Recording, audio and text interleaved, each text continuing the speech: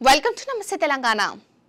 పొద్దుపోయాక నిద్ర ఆపాలన్నా, నిద్ర లేచాక పొద్దు పోవాలన్నా టీ ఉండాల్సిందే. అసలు ఈ పానీయానికి పొద్దనే హద్దే ఉండదు. కెటిల్లో చాయ్ తెల్లుతుంటే మనసు దాని మీదకే మరలుతుంది. మనం ఇంత ఇష్టంగా తాగే చాయ్కి చలికాలపు ఫ్యాషన్లోనూ చోటు దక్కింది.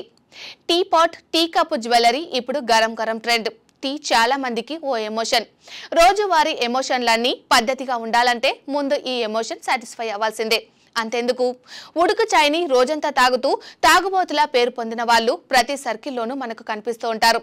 వాళ్లకు ఉష్ణోదకంతో ఉన్న అనుబంధం అలాంటిది. మరి మర్యాదకు మారు పేరు కూడా చాయే. చాయ్ కప్పు చేతిలో పెడితేనే చుట్టాన్ని అరుచుకున్నట్టు అర్థం. మన మధ్య అంత ఫేమస్ అయిన టీ ఫ్యాషన్ ప్రపంచంలో మాత్రం పక్కకు కూర్చుంటుందా? గదిని దాటే గుమగుమల వాసనలాగే అక్కడ అల్లుకుపోయింది.